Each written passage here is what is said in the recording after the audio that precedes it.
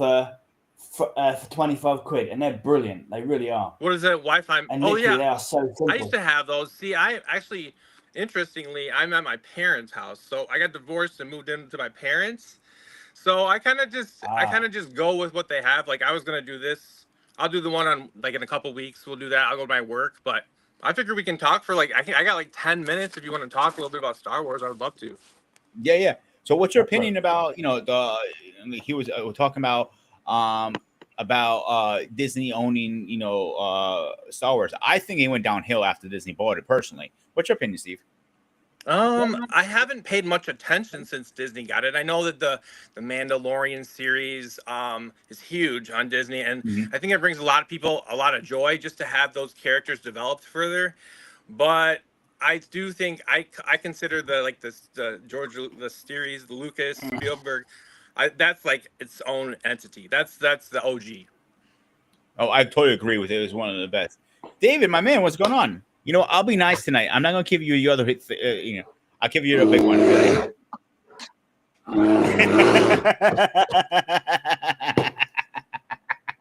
Finally,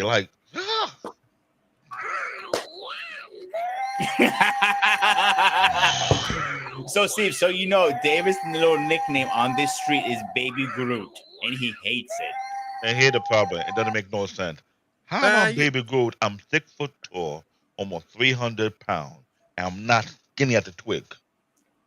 I don't think they wouldn't call you that to your face. It's all because they're secure in behind the camera. I know. And plus, in New York City, you see someone like me walking down the street, you won't say that's a twig. You like, man, that look like a damn big. You run the You other like, way. yeah. Don't think I'm not. I'm a big bear. So, and shout Yeah. out to Reckless. You see him walking down the street, you run the other And way. shout out to Reckless Way. He don't want to call me Bear Paw because I have a big hand. So you don't. I got to give him credit. I met David personally about, what was it, 4 months ago, David? Yeah, 3-4 months ago. 3-4 months ago, and I looked up like, "Oh, you're a big motherfucker." I looked up, but it was a good time, bro. We had a pizza and we had a great time. And, like, we met in New York. So anytime you're in New York, you're always having a fun time. I don't care where you are in New York. Nowadays you got to be a little bit careful now. It depends who you hang out with, dude. You know that. If I you know. surround yourself with good people, I always say that. Like I told Greg earlier, like he said, "Oh, he'll apologize about last night." He has nothing to apologize. We're all family. At the end of the day, We're not. I'm not building a channel. I'm building a family with you guys, with everybody, so we can vent, we can have fun, we can do whatever we need to. If you Or guys are wrong, or debate like crazy idiots. just a little. You're right. All right, David, you're up. What do you think about lightsabers? What's your opinion? I haven't been following up with Star Wars since 2011, 2012. I think that's when I stopped watching it. But when it comes to Mhm. lightsaber, I remember back to the Cartoon Network days. I was into it to a certain degree because, for one, depending on the Republic or the Rebels, there's a unique fundamental behind it. So since I have not been following after that period of time, I kind of like fell off. Don't get Okay. me wrong. For the TV series, with the animated series that we see on cartoon, but they were filling up the gaps. Everybody know when it comes to the Star Wars franchise, there was a lot of time gap whereby it wasn't making any sense, and the animated series fill up most of the gap in the first place. That I was following. Now I don't have Disney Plus. I didn't follow all the other franchise they have afterwards. And I think it's a good thing I didn't watch it because some of the diehard fan was not happy about it. But when it comes to lightsaber, I think that's one of the very unique weaponry You're right back. in modern shows that I hate to say it, but certain cartoons, certain anime give some kind of homage to it. It's very unique in itself. Fundamental behind it, the technology behind it, and the variation it matters. I can't put so much in it because that's out of my element right now. I mean, any kind of weapon that's outside Star Wars, I can say, but this it will be difficult for me. I had to bring the boys out today to play a little bit. And these are not cheap, David. Believe it or not, these fuckers are not cheap. You see the quality on the suckers. I'm aware of that. I bought this I'm last year. aware of that. I dropped 5 big ones on these sucker. This one was 800. I bought. So a good quality saber is not cheap at all. If you wanted to, and these are dual ones too. I went all out on them. The one I want to get next. If I recall, whenever they had no type of convention for Star Wars, I heard about it. The minimum would be like maybe 200 or 300, depending on who's making them, but it goes real high. It gets to a point when people are spending almost $1,000 for one lightsaber. I just want the real one. Oh, I'll love I mean, like, how much would you spend on the real one? Like 50 grand? I don't know. Like, that's the problem. Hacksmith, everybody know his channel on YouTube. It's a group of Canadian guys who like to put things into reality. They were trying to create one, and I was like, I love my Canadian, but y'all crazy. It would be nice. They came close. They came close to making a real lightsaber, but the fundamental is very complicated. And they were these people are extreme nerds. I'm talking about top of the food chain nerd. Yeah. You watch their channel.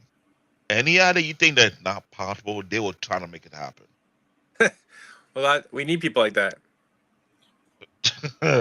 I'm actually looking at Theory Sabers, and he's a big content on Star Wars. Star Wars Theory, I believe is his channel or something like that. Great content, that guy. And he started his company about a year, 2 years ago, and the quality of his sabers are so incredible. Even they have the breakaway. They show the cryo crystal spinning in it, and that's the one I want to get next. And that looks insane. I'm hoping, cross my finger, I'm hoping he's going to be at New York Comic Con, because that's one of the biggest cons in, the second biggest con in the United States. And if he's over there, I am definitely I'm gonna scoop one up. I'm gonna see if I can get a Bull Brother discount a little bit. But here's the thing: what Steve is saying, a lot of people in a very small, tight knit group are trying to get one made for real, because lightsaber thing, it was something that every science nerd was trying to figure out. Didn't Mythbusters come close to it? Oh. Somebody came close to it. I'm sorry. The only people who came close to it were the Hacksmith crew. Oh, did they? You had to look up the YouTube. I watched a lot of their clip. The one clip that threw me off, they took an old sled and put a rocket on it. And they broke the speed limit on that one. I was like, take my hat off. But you understand that as a former science nerd, to create a lightsaber, it's like you're using laser and you're bending it to a certain degree whereby it doesn't go far out. It stops at a certain limit. And that's almost impossible to do. Because if you don't know your math, you don't know your calculation, it's like you're telling a particular device to shoot a limited amount of laser to a certain degree, to a certain length, and stay stable. That's number one. And a gas or limit you're using, that's number 2. Are you gonna test if it actually do the job? That's number 3. And believe me when I say it is not that simple. It is not. No. Flame saber is almost you could do that. Yeah, you can make a flame saber, but lightsaber, light technology, it's hard. Absolutely. It's hard here because they need them on the damn educational system. Like, hello. If they stop doing it and raise some smart people who want to try that, we may get someone with it. But lo and behold, you want to dumb everybody down. I don't get it. Steve, you want to jump in this? I know you had something to say. I mean, I was a science teacher. I feel you and all that. I think like the closest we got is like the plasma. But I was going to ask you because you had said that there were different colors that meant different stuff, or you were like, run me through that since I don't have a ton of time because I definitely want to weigh in and have an opinion before I get out of here. Dave, you want to take that? I will look into it right now because So it depends. I know the red one. If you get a red kyber crystal, so they never come in red. You have to corrupt the crystal to turn red. That's automatically evil. Yeah. So you also have another one that is a rare one is the black saber, and that's only one of a kind. So that was a very unique saber. Then you have the purple one, green one, and a white one. Though I don't remember exactly what they stand for. I believe white is stands for good, obviously.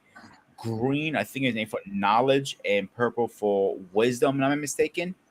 I'm sharing it Okay. right now, so you guys have an idea of it. Oh, I got you, David. There we go. Oh, there are a lot more colors than I expected. Holy shit! So And then my assistant was always, I mean, pushing to the limit. We have blue, green, yellow, purple, red, white, and black. Blue is for Jedi Guardian combat focus. That more for Anakin Skywalker and Obi-Wan. Green, Counselor Wisdom, Force Mastery. That's Yoda and Luke.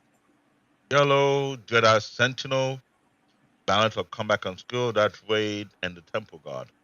Purple, rare indicate balance of light and darkness. That is Mace Windows. Red, Sith Dark Side. Synthetic or corrupt crystal, Dark Vader and Mao.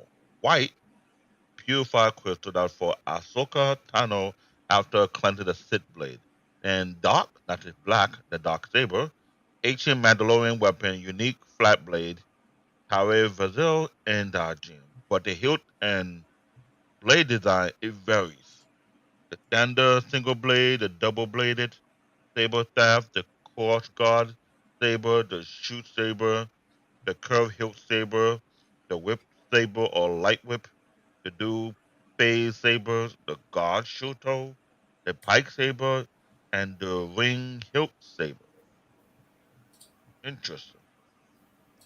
There are a good amount, say more than you expected. They're not only the thing people keep forgetting, and actually, I'm gonna phrase that people that don't know is say the sabers are not only for the Jedi's. There are some other forces in the Star Wars universe that uses sabers. Is this safe to say this from George Lucas' blueprint of Star Yes, Wars franchise? it was from I George hope it. I Lucas. hope it's not Disney add-on because George No, Lucas. no, no, no. It was before, way before. right, I'm talking But he about created. He because created a there's masterpiece. And it's not that simple. absolutely. Yeah, because they were books. These were all correct. books, right? I would assume that's from those. Yeah. But So you have, some is I mean, the Jedi's are not the only one who are Force users. There are other beings out there. There are also Force users, like the wizards, for example. for sure, Yeah, they're allowed to. They're able to use it. The perfect example to that is actually what was that movie game called? Star Wars Survivor and Fallen Order. Those two games hit it right in the end. I can't deny that. When Yes, I'm David. looking at it, it looks like there are four group of people that use Star Sabers from the different colorism because the blue, green, and yellow that belong to the Jedi, right? right? Red belong to the Sith. Purple are not Jedi or nor the Sith. There's like another group who are balancing light and dark. White, that's more another group totally exactly. Like that's either someone who converted from the Sith and become their own journey, whatever. Or the black is more ancient. It's more like maybe it's four or five group.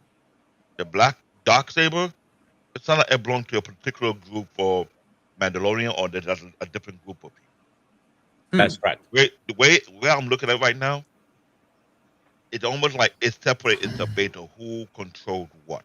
Top three is all Jedi. We got Jedi Guardian, Jedi Counselor, Jedi Sentinel. Yeah, I think I like I a gotta go with the blue. I'm Obi-Wan. Like, is he blue? Like the very first, like the first one you said. I don't know. That would be mine. Even though I I thought mean the double-sided purple was awesome, I would kill myself with it because I forget. You know. Yeah, like, technically the bow staff. If you really think that, if you're into martial arts, that comes from the bow staff. But one thing David didn't mention also, there are also three types of force users that are in order: the Sith Lords, and There's one. The Jedi Order is one, and the Great Jedi. I actually find the Great Jedi very fascinating because they're in the middle. They don't go to the evil, but they will use the dark side's powers to defend good. But they're not under. They will be a part of the Jedi Order, but if they don't agree to a rule, they're gonna tell you, "Go fuck yourself. We're doing this our way now." I like those So guys. you're Maybe saying you're saying the great Jedi are more like the elders or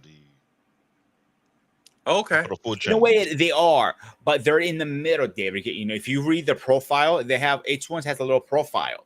What a Sith means, what a Jedi means, and all that stuff. Let me see if I can find it really fast because it's actually very fascinating. The profile of it. And I this is think why I said Disney messed it up because I think it's cool because there's like so much parallel between, like you said, Elder. It made me think of like Lord of the Rings, and then also Wands bingo, and Harry bingo. Potter.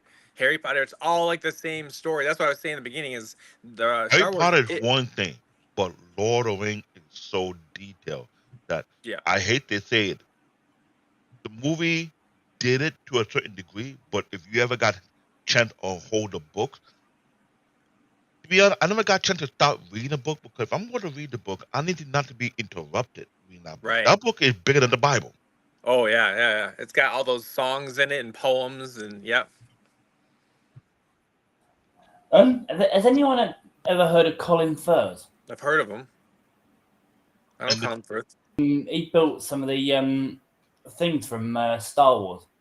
He did. Maybe he did, but he created a whole new language. That's what made it bad. It's like saying if you want to take the book and want to create a proper TV series, ladies and gentlemen, I hate to say this, but if you want to make the book a real good TV series, please don't do it to Amazon. He Don't. actually built the Land Cruiser out of his actual garage, out of an electric motor, like Colin Firth did. You know that speed thing that they used in the race? In the first, I think it was like first or second one. He actually built that out of his garage in the UK. And He made it. Wow. Yeah, he made it from scratch. That's I actually crazy. put a link to his to the exact car that he built. I'll actually show you guys right now, really fast. That's It's incredible, actually though. pretty good. Be surprised. That's what I'm saying when Joe Lucas messed up selling his whole IP, intellectual property to Disney, they made a mess of it because if you want, we had a debate about it. If you want to reboot it, how you'll go about it because one, I hate to say, if you're going to reboot a beloved franchise, you might have to start all over again from scratch. And this time, That's gonna be so hard with Star Wars because you have the hardcore fans like myself, Saber Theory, Eric, I am Bennett, and so fully on. aware of that. But here's the problem: Disney made a mess of it. I mean, they made a lot of money. They made a lot of money. They made a lot of money money. making a mess out of it. But the thing Yeah. is, if you can redo, here's the thing about making a reboot. We had this discussion when it comes to anime. Doing a reboot, it's not that simple. It's not that easy. But if you're gonna do it, you have to do it to a bunch of new actors who will fit the part and will do it properly. Like, let's be real. Guess who did it properly? Harry Potter. Harry Potter started from young. They had a group of characters who started from young who would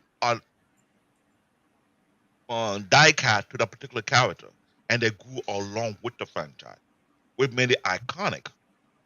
You know what I'm saying? Mm-hmm. Lord of the Rings is not that easy to do it that way because when they did Lord of the Rings, here was the problem. They did the Lord of the Rings first before they did the Hobbit. The Hobbit was supposed to come first before Lord of the Rings. But the book is so popular, they did Lord of the Rings first. The first three movies, I had the extended edition of it, director cut. It's a masterpiece. Imagine do the same thing for the Hobbit.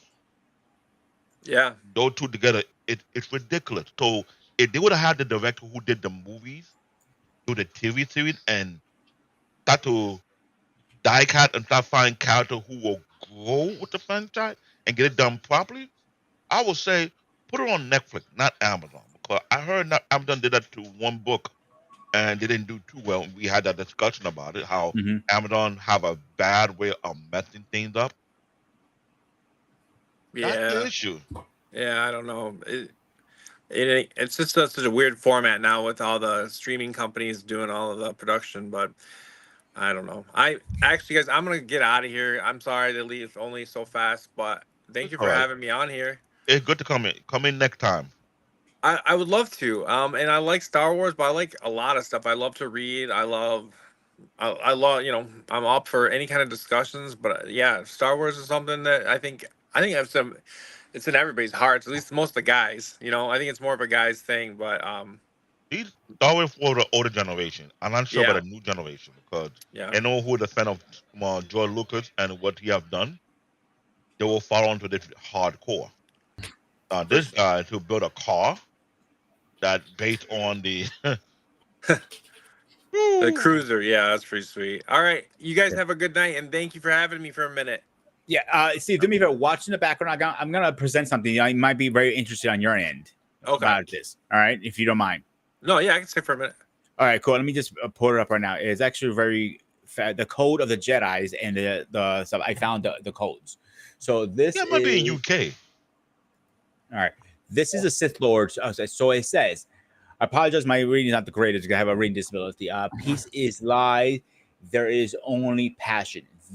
Those passion a gray strength. Those strength a great power. Through power I gain victorious. Through victorious my chain are broken. The force set me free. That is a code of the Sith Lord. Now this one, where is it? Is the Jedi's code. And it goes, there is no emotion, there is peace. There is no ignorance. I can't pronounce that word. There Ignorance. is no knowledge. There is no passion. There is a sentence. Serenity. Friendly. Thank you.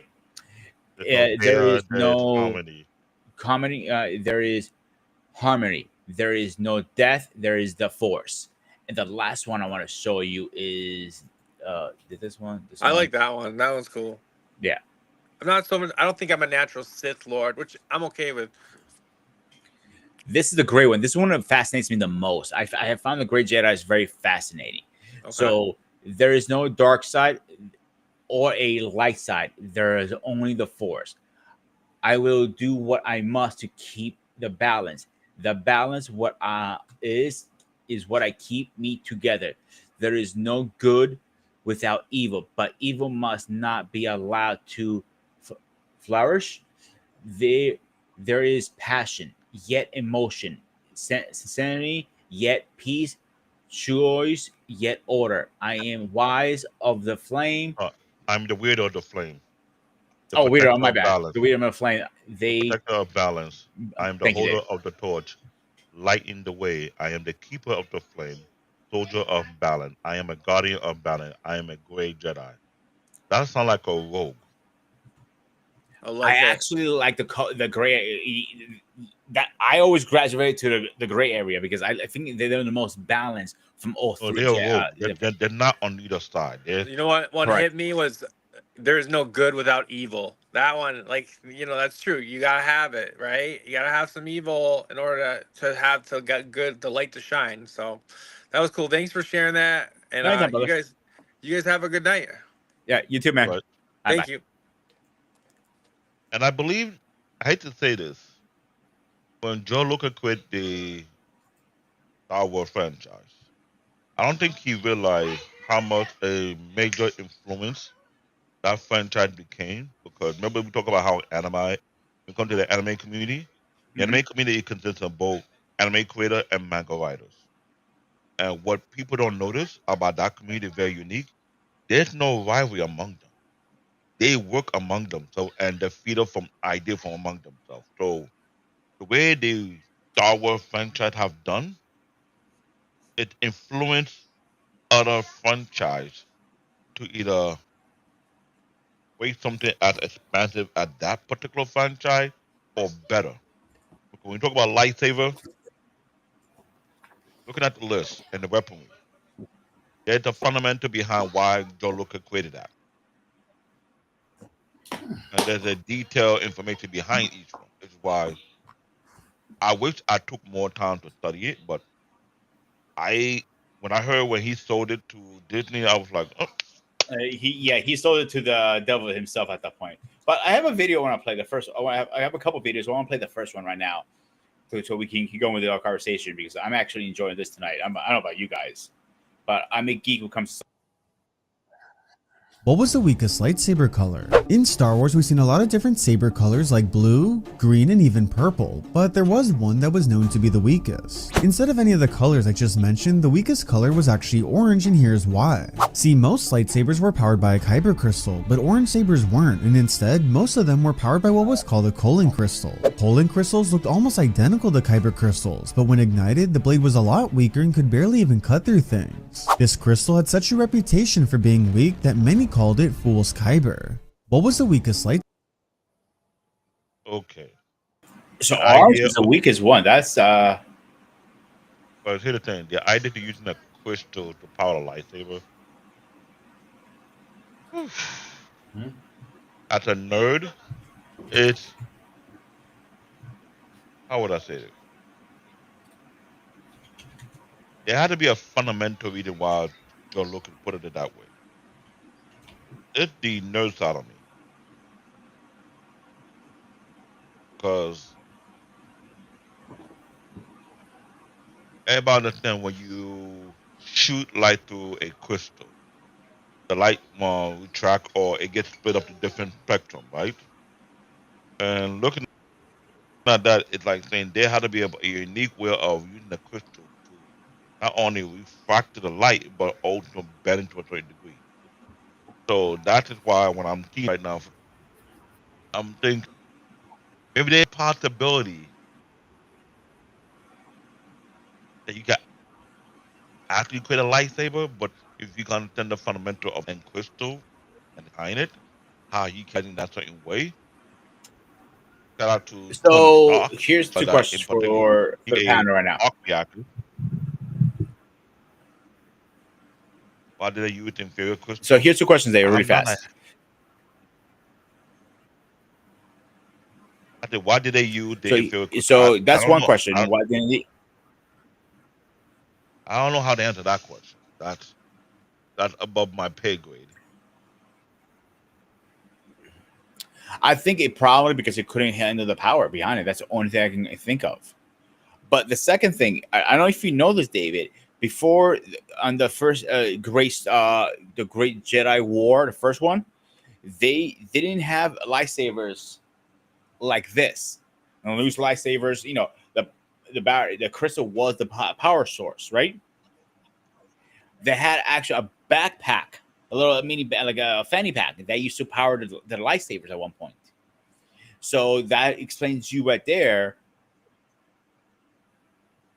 They need some kind of power source to power these up. It could be a design flaw because as a person who understands technology With these lightsabers, this is what I power mine up with a no, 18. I know him, but based on the franchise idea of using different crystals can be very based on different ranking. Because remember, when I looked up the different colors, it applied to a ranking system right off the back. So for someone using the blue crystal for a Jedi Guardian, so you have Guardian, you got Consoler, you got Sentinel. What about the Cadet? What do you call those? Oh, Padawans. Padawans. Yeah. Padawan. So what kind of lightsaber would they be using? Depends really. See, here's the thing with that: the crystal. You don't pick the crystal. The crystal picks you. Yeah, look it up. The crystal always picks you. So that is now where there's a fundamental conflict with that. If the crystal pick you based on the type of crystal it picks. No, let me rephrase it. If the crystal pick you, depending on that crystal that's picking you, the type of unit you'll be using is going to vary. If that's the case. Well, all crystals are not made the same, if that is correct. Right? Mm-hmm. And based on color grade, it determines the level of strength. It's not so. For most part, yes. But you also forget it depends on the user of the lightsaber. That's one thing you got to keep in mind. Like you had Obi-Wan, he's a a very strong user of the Force and the lightsaber. He was probably the second best from Yoda, and he had, I believe, if I remember correctly, purple. I believe his saber color was, but he was a very strong, user. That's why he was also a master and on a council. That makes sense.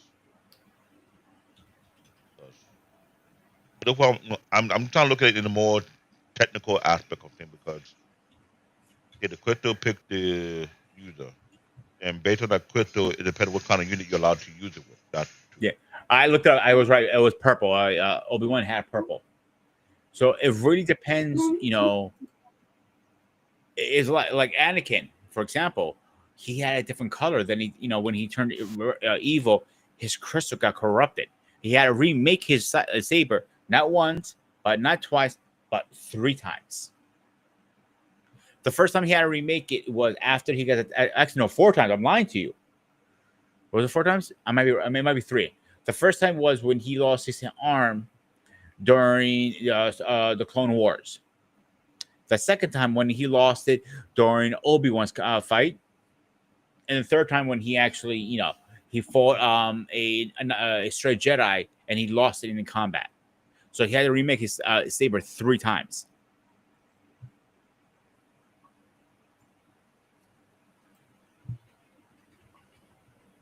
hold on. Yeah, go ahead, man. That sounds uniquely different because I think of what franchise had that same fundamental. How did they make the crystals? The crystals actually are not man-made. They found on a planet, the Kyber crystals. So they're only on one planet, and you got to travel. When you go through I don't want to say trials, but you have to go through this crystal selection. Let's put it this way, before a better understanding. And the crystals are going to call out to you. And when you find it, you literally pick it off the rock, and that's your crystal. It usually is this huge, a bit like Harry Potter's I'm wand. sorry? A bit like Harry Potter's wand. Similar but different at the same time. Like he went to the store and bought his. The wines are made there. Yeah, no. The guy who sold the wands, the user. Oh, okay. Yeah. Even though he bought the wand itself actually chooses the user who buys the wand. In Harry Potter. Similar sort of story thing, if you know what I mean. Similar but different at the same time. Nah. And let me look up exact name of the planet because I'm not sure.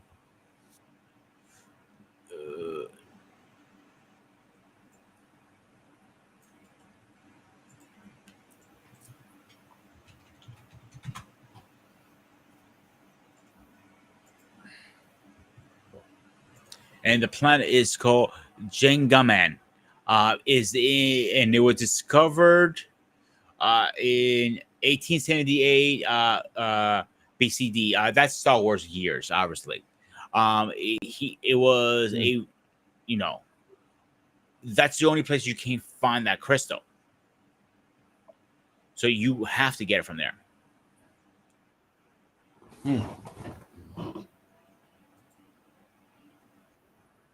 What did you think about them 2 links I sent? Okay, there are actually one is actually pretty interesting. You got the Starfighter or whatever it is, and then you got the at whatever it's called.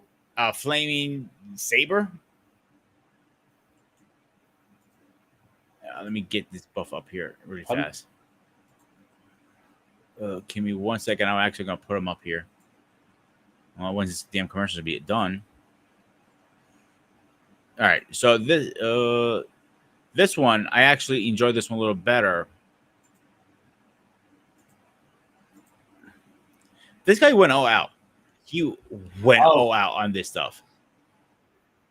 Oh, he built that one in his back garden.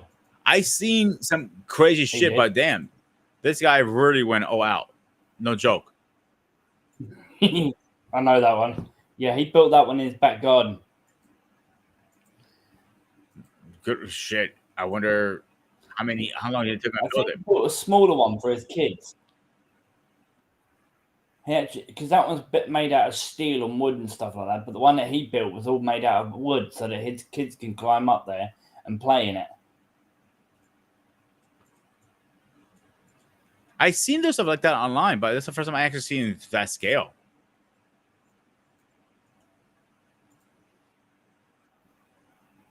You know what I'm saying, guys?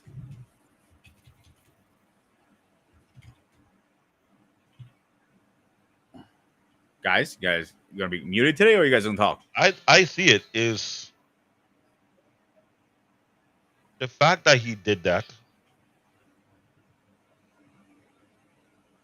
It said a lot. That's number one. Listen, David. One thing about Star Wars fans that are on a different level. I know you're a huge a huge anime fan, but this is on a next level fan base. No, Star Wars fan. No, hold on. This Star is Wars the same. fan, the Ghostbuster fan, and what another one? Star Trek. Sparta. There's This three. is the same No, guy who Star actually Wars, also. Star Trek, and Ghostbuster. They are completely extreme diehard fans. And You get Star Wars, Star Trek, and Ghostbusters. Those three, yes. they're But more like a army, not a gang. Nah, I wouldn't even call it that. It's a following. It's a cult following almost. Oh, Bit like the Knight Rider following. Okay, sort of that thing. No one- one near as bad. No near as this to this level. Not to this level. Like, dude, they have literally saber schools. How to teach you a fight with lightsaber. Damn. Yeah. Didn't know that. And they have demonstrations like in malls, at parks. And their demonstrations are pretty freaking cool, to be honest with you, bro. but then the Yeah. fact that he built That's the the same frame, guy. Here, what I think was different. He built the frame of it real nice. Now to build the cockpit even better, I think he would have taken more time instead of. But here's the thing: when I look at different part of the world, when people want to create their favorite from the particular genre or fan base, the only person who have gone too far with it with the Japanese. Everybody know about the Japanese. They're heavy on Mobile Suit Gundam, right? They create their life-size version of the actual gun that's big as a tower. Now, I recall I showed you guys the one that somebody did was actually movable, and it took them years upon years upon years to perfect it. They had the software for it. They can control with the mobile phone. I was like, okay, that is time well spent. Mm-hmm. Mm. To create a functioning mobile suit that you can actually control. You have its own cockpit. You can see to the screen. You have a targeted system, and it goes about 30 miles an hour. Bro, there's a guy who actually has a full life what's it called? Robocop suit out there. That he walks, the gun comes out, and everything. It's not a real gun, obviously, but everything. So I want to show you a couple of two videos really fast before we move on for Greg's entertainment. I can't play the sound because of copyright reasons, so I do apologize to everybody. I know that's something we are dealing with. Yeah, so this is a literally, dude, Greg. This is one of the schools. They're doing a demonstration practice, obviously. And I'm like, there's no joke on this. And this is another one that I actually came across this couple of years back, and this one is actually a very cool one. This is my personal favorite one. It's supposed to be, they play in the background the duel of faith from the first movie, episode 1, and this is the World Championships lightsaber. You're talking about bringing it to the Olympic. There was rumors about that. That'd be stupid. I disagree with that. This is not a Olympic sport. This is not even a sport. I'll be honest with you guys. I know it's not. Yeah. It is offense and bow staffing. I'll give him that. You know, it is some fighting technique like Form 1, Form 2, Form 3, and Form 5 is after real sword fighting. Thing about sword fighting, that's more on the martial side of things because I know people like to do the lightsaber thing. Wait, I'm gonna push back a little, David, on that one. We just said no. The way I'm saying that, like the double sword thing. I'll be honest. In medieval time, I don't see a lot of people who use double sword. They use two sword in some kind of way. Yes, I do understand, but double sword. Let's be quite honest. In all sword fighting history, where do you see the idea of people combining two swords into one as a double sword? Let's be frank about it. It's not the English. It's not the Turk. It's not the Scottish. Come on. You got to be honest here. There's swordmanship around the I'm gonna push world. back a little bit. I'm almost stars like yourself. I do think Japanese sword fighting is superior and everything, but there's other styles of sword fighting too, just not only Japanese. That's the only thing I'm pushing back. No, you're correct. There's what I'm saying. I know I'm correct. Globally, there's a global history of sword fighting.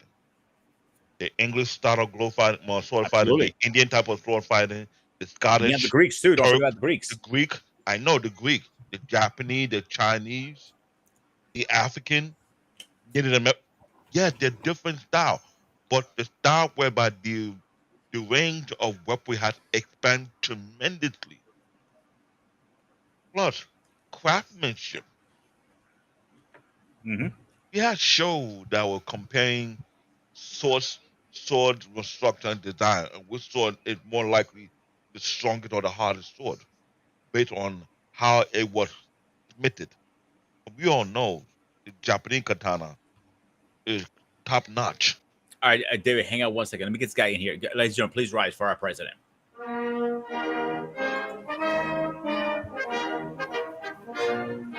Mr. President, how are you doing tonight?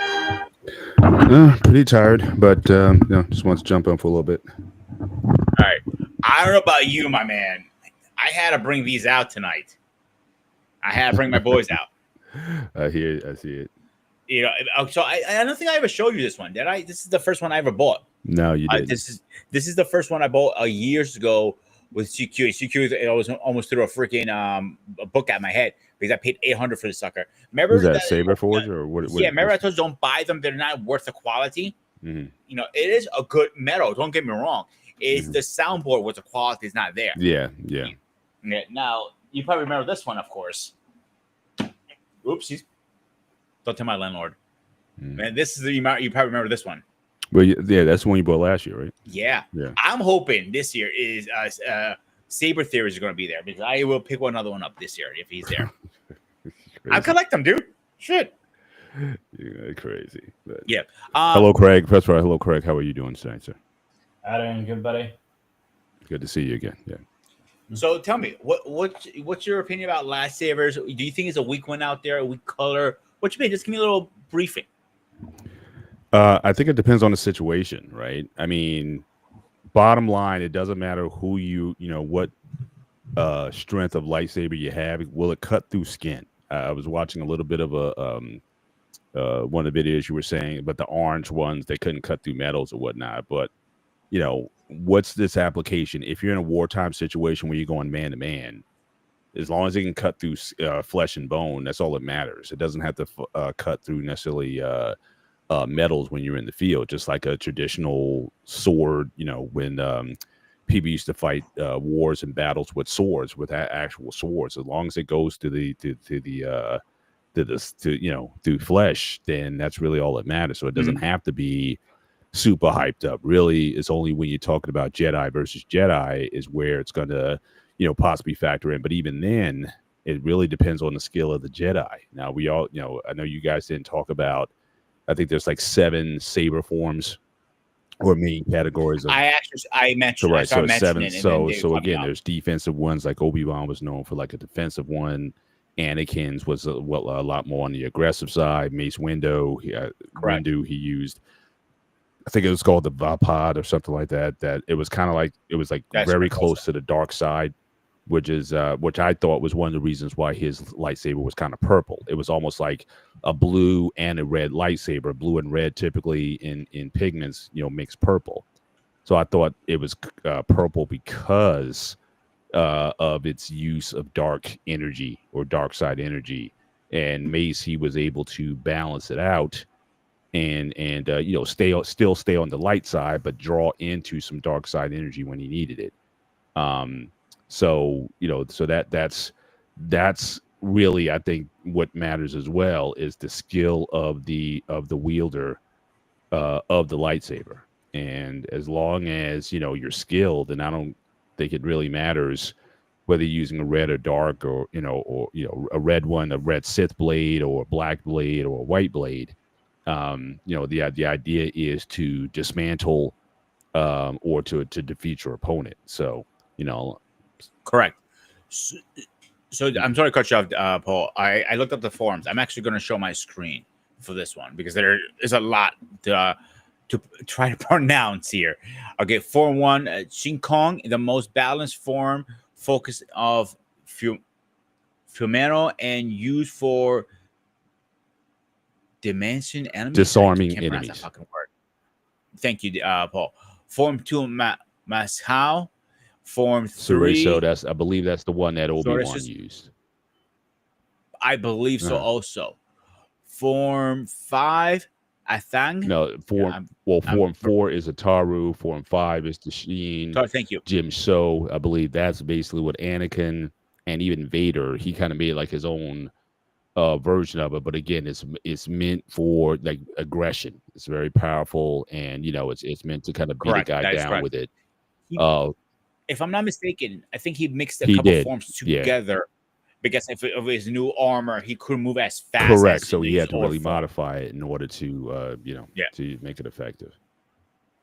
Then you got, and you have the last form. Like I said, Form 7 of Vapod. So again, Mace Windu, at least he's the one who's most known for using that form because again, he was able to draw on.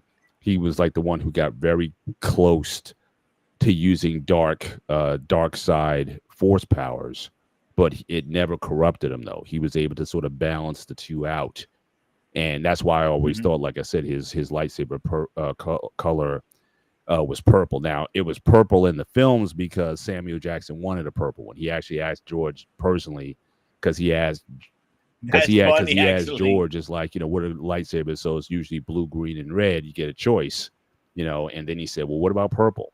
And they said, yeah, we can go with purple. It's weird because of his request, his personal request, they made a whole, theory and they made a whole, practice out of it. I mean, like they had to explain, this like David read earlier, the colors of the sabers and whatnot. A lot of that stuff it was pretty black and white back then. And so again, it was blue and green were good. Red was bad, but then they came out, like you said earlier, they had black ones, they had all white ones, they had, shout out to him. Eric goes a comedian, but the Mace was a user of Form 7, but the person who has mastered to the T, nobody could beat him with it, and it was actually the person who taught Matthew Munu. I can't pronounce his name today. I can't pronounce. It was Yoda. Actually, was even more strong with that form than he was, and he was like sick with that form. Well, but Yoda's used, I think, his primary one because again, the one that I think it was like the second or fourth form that dealt with a lot of jumping ability. Because again, we saw in the films that's how Yoda fought. He relied on jumping and leaping abilities and whatnot to get the force mostly. Yeah. So I would think that would have been more so his forte than certainly the Vapod. But certainly both him and Mace, if need be, they can sort of tap in, like I said, into some of that dark side energy if they needed to. But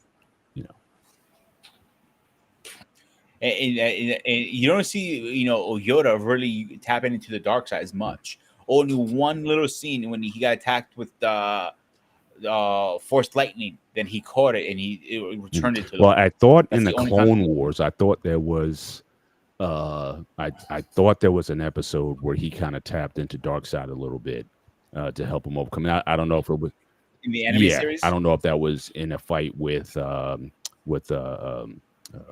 Sidious or whatnot, but I thought there was an episode where he got real close, but like I said, he didn't necessarily go completely over, into that space. But yeah, it's definitely, no, it's just interesting how, throughout the years, the lightsaber, and I think I heard some of your discussion earlier. You said that people were trying to create one, like a real one or something like that. Yeah, they've been trying to create one for years. Yeah. We're so far from that because we don't have the power Yeah. source. Well, even if you did, I mean, it's got to be small, right? It's got to fit within that hilt. Right. And I don't think there's anything remotely. Yes, it's got to fit in there, and I don't think we're, you see just even the car batteries that are used in electric cars just to get a car to go a few hundred miles without charging or whatnot. So imagine, what you would need for a lightsaber. And you were correct, Pete, about, for what I understand, the early lightsabers, you literally had like a battery pack, like you would carry it on your back or something like that, and that would actually power.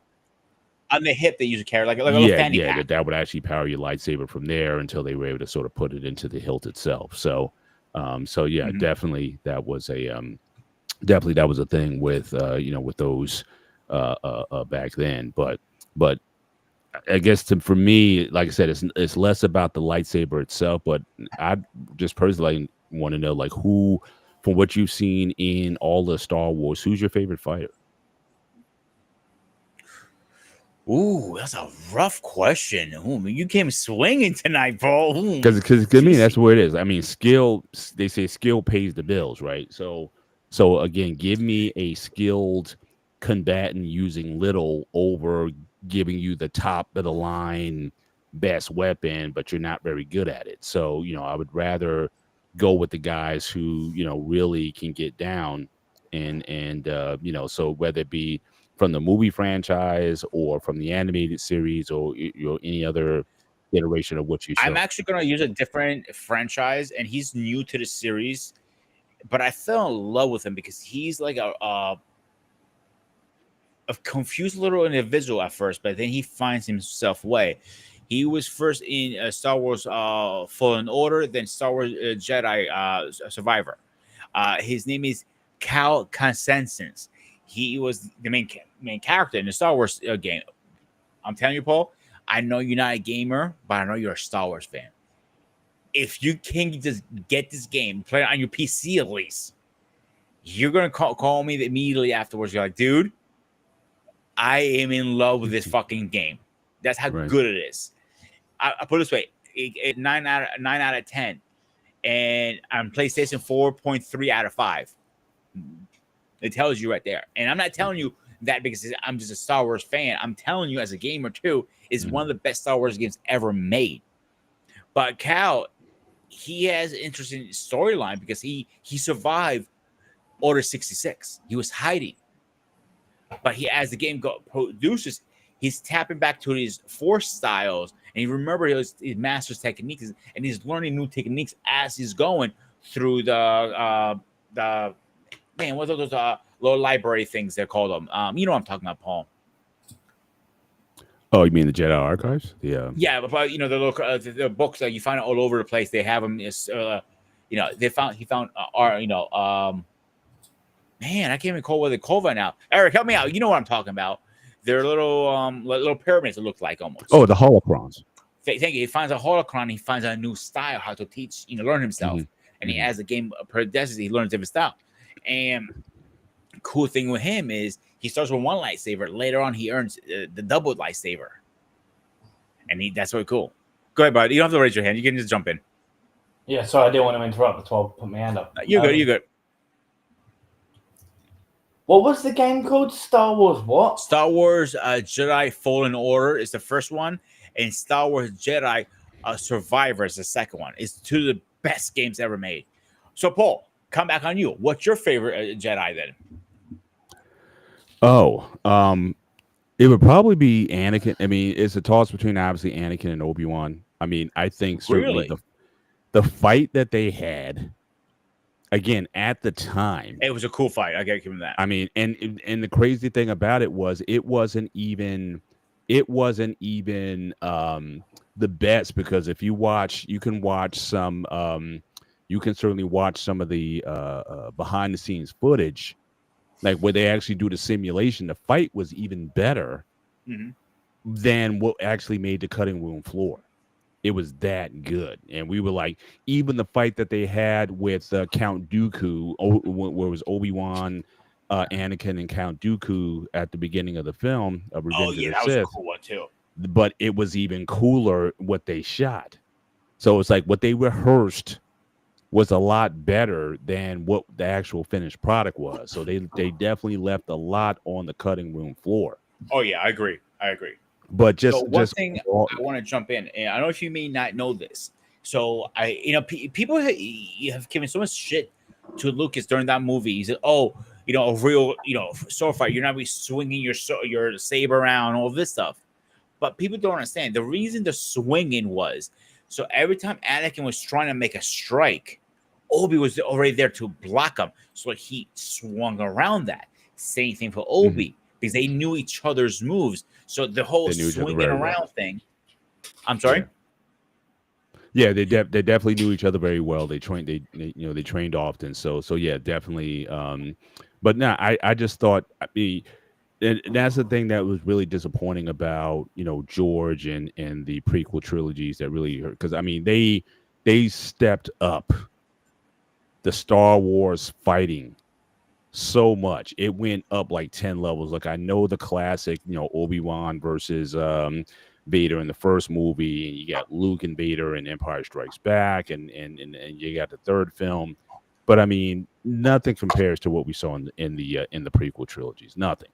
And I don't even want to talk about the sequel trilogies where the lightsaber fighting was horrible. I thought it was like there was none there. It was a regression in the skill, but you saw the skill in the prequel trilogy, and that alone should have been enough to quench the thirst of the Star Wars fan. But unfortunately, those fans drove Lucas out of Star Wars. I will always blame the Star Wars fans, those sycophant fans, for driving George Lucas out of the Star Wars franchise. He brought so much innovation in the prequel trilogies that warranted him. She should have got a lot more love for what he got us. And then all what you saw 100%. Since '99, the explosion of YouTube, and what we started seeing was all these lightsaber clubs, battles. A few minutes ago, right? What's that? I showed 2 videos earlier. I don't know if you caught those. I caught a brief one, but I mean, like the whole, like what blew up YouTube, like what really helped to popularize YouTube. There was a couple guys. They actually created this video, Ryan versus Dorkman. If you look up, they had 3 videos that they did, and it just blew up YouTube and it blew up the internet. I mean, but all of that was inspired by the Phantom Menace, and again, everything that came after that. I mean, it was just, but you've had a lot of the skills, the combats. It almost became like you formed a martial art, because we all know, like the first Star Wars, it was like very much kendo stick, motivated, had, fencing and things of that nature. Eric, I think you mentioned Bob Anderson earlier, as who trained a lot of, trained those guys early on, but he comes from like a swordsman, fenceman thing. But the level went up where you start to bring the acrobatics into it, and the timing, and what I really liked about what that, and it was Nick Gillard, who was the stunt coordinator for the prequel trilogy. What he also brought to it was, because if you look at the original trilogy, they didn't swing to hit one another. If you notice, It was only to make contact with the lightsaber. And so it's almost like you're doing a game where you stick your lightsaber out to touch the other lightsaber, and then you may try for a killing stroke, towards the end or something like that. But all of the saber moves were like up here, like so the body, the body cavity's here, and it's like you're not trying to hit it. It was you were trying to meet the lightsaber just to have them clash together and make the sound. But in the prequel trilogy, you can tell just looking at him that the idea is you wanted to hit the other opponent. And then what would be the move? So if someone's going to do a strike across your body, what parry with the lightsaber would be most effective? So again, what makes sense in that particular situation? So really, you had to start bringing some martial arts elements into it, some real kendo fighting elements into it, because this They also brought in. I'm sorry to cut you off, Paul. What's called honest. Honest stands for stick fighting in the Philippines. Mm-hmm. So I actually studied under that with my instructor a little bit, and under Master Gary of the Pocono Regional of the honest Vijitsu style. So when you go like it's form one, strike one, strike two, strike three, strike four, strike five. It's literally 1, 2, 3, 4, 5. Right. So if you go down to 1, obviously automatically you go down to 4. Then 4 goes to 3, and 3 goes to 2 goes to 3, and so on and so on and so on. Right. Where I agree, and it's a very, very, very, very tiny pushback I will have to your picking. I agree. The first 3 movies was okay fighting. The second, the episode 1, 2, 3, I think they were the best fighting in the whole goddamn series. With the lightsaber fighting, the only movie I'll give them a little credit. I mean, a little credit from scale 1 to 3. I mean, scale from 1 to 10, I'll give them a 3. In the end of the Rise of a Skywalker, when the Kato and Rhea, whatever her name is, they're fighting all these guys. That's the only good little fighting scene we saw of lightsaber towards the end. Right.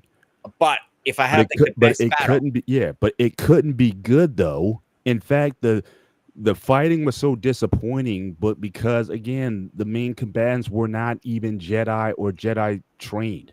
Right. In the first one, you had Finn fighting Kylo Ren. That didn't Finn make no sense to me. Saber experience whatsoever. And Kylo was in the Jedi Academy, so it shouldn't have even gone 10 seconds.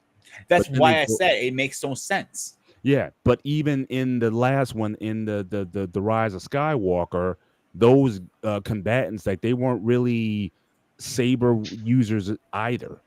You know what I mean? It wasn't like they were training up any kind of I agree. So that's the thing. I mean, but when you have the best, like, and George said this at the beginning of the prequels, he said, I want to show Jedi fighting at the height of the Jedi, like as good as it got.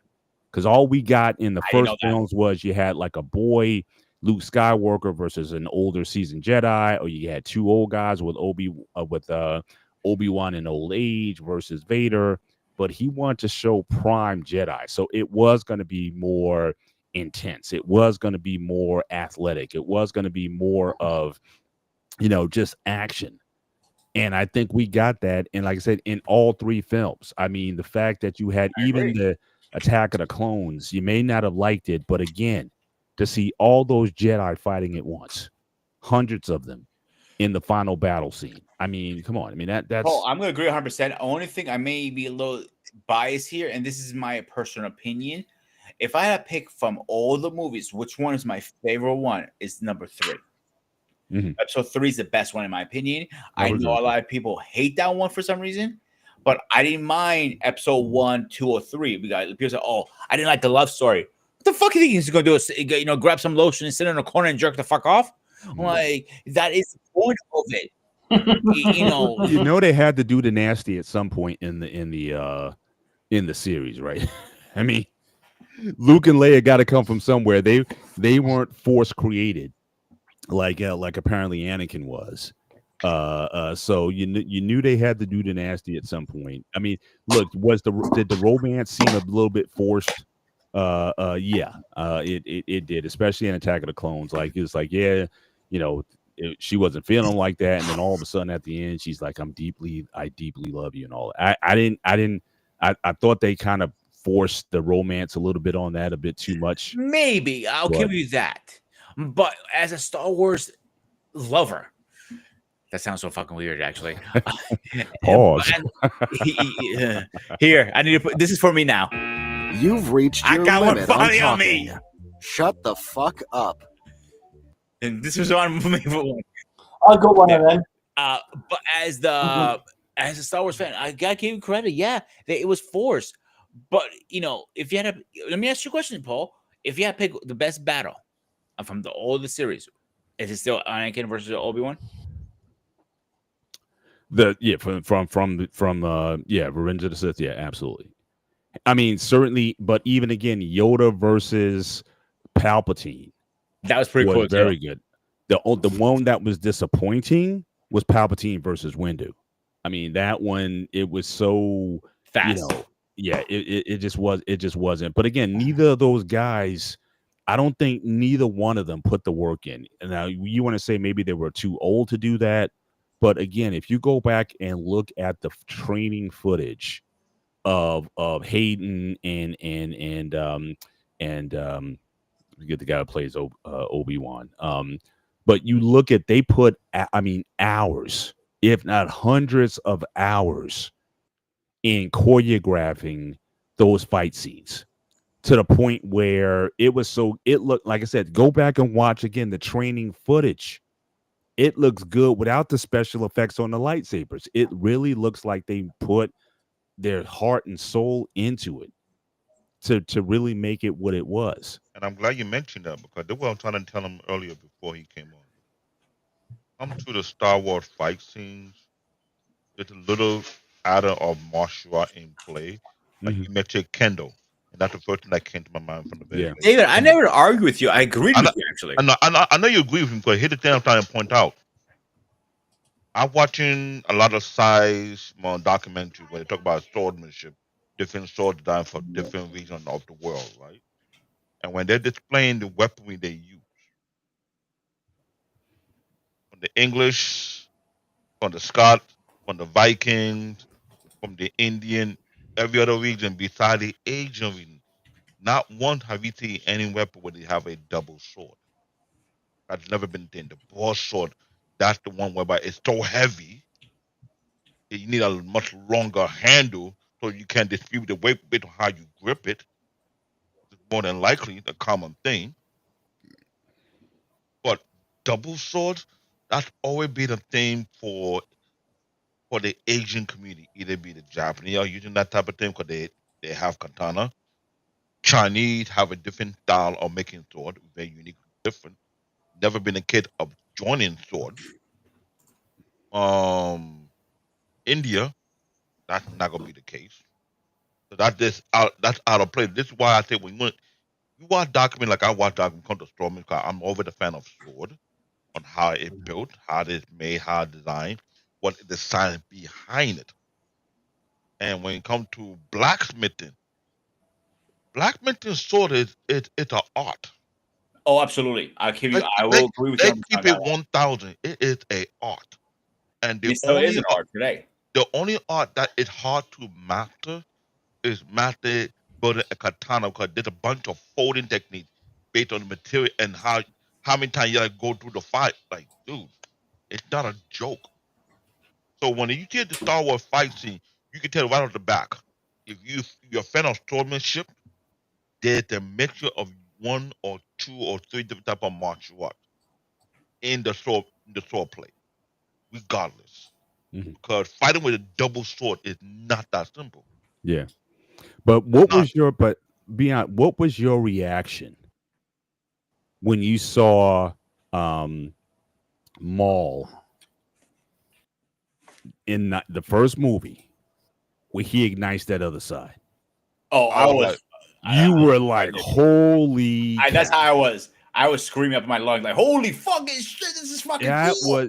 That was like one of the biggest pops ever. It was a pop, but it was a shocker because no one expected that one coming. I'm like, okay, Yeah. you just cheated. To me, in my head, you just cheated right there. Because first and foremost, it's one thing you have a saber, but a double saber, and the way he was moving. And that's my biggest disappointment. You would have got more reaction because they showed that double saber in the trailer. They shouldn't have done that. They should have that should have been like the biggest reveal ever in Star Wars. Bingo.